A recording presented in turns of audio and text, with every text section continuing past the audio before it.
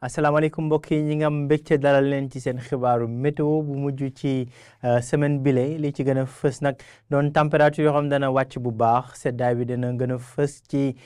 boori sow rawatina diggante Ndakaaru jëm boori Ndar waaye tamit ci Petite Côte bi jëm ba boori Casamance loolee nag guddi gi la jàpp bëset bi bu nee ba ci diggu bëccëg gi ci weekend bi mbokk yi muy gaaw ak dibeer tàngaay bi dana desandi bu baax ci biir réew mi température yi dana weesu 40 degré rawatina ci diggu réew mi jëm ba boori penku mbokk ñu jàll ci leeral xibaar yooyu le animation satellite bi dañu wan asamaan soo xam ne dana wéy di leer dana am tuuti niir nag yoo xam ne dana doxantu ci yenn gox réew mi comme sax suñu nataaluk guddik tey gi la jëm nag ba ëllëg ci suba di ñu wan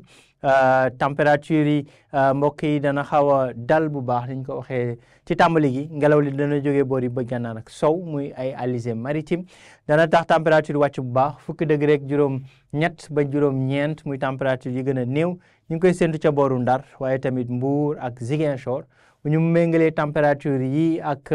li weesu ci semaine bile danañ gis ki ni wàcc na bu baax 20 degré jàpp 20 degré ak benn diggante Thiès Ndakaaru Louga waaye tamit ca Fatick jëm bu boori Kaolack température nag dana wéy di kawe mbokk yi ci guddi gi jàpp bëset bi rawatina ca boori Matam Bakel 20 degré ak juróom ñett ca Matam 30 degré muy température bi gën a kawe danañ koy séntu ca boori Bakel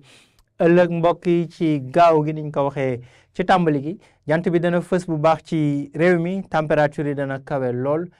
ci diggante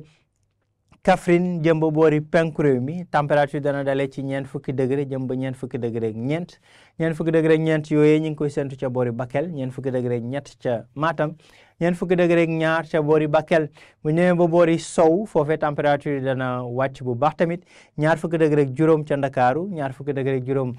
ñeent ca boori Mbuur 30 degré benn bu toftal ñaar tamit ca boori Ndar ak boori Thiès mbokk yi niñ ko seetloo ci démb ak tey jile daanaka température yi dana wàcc bu baax waaye tamit ëllëg ci diggu bëccëg gi dana wéy di wàcc ci boori Ndakaaru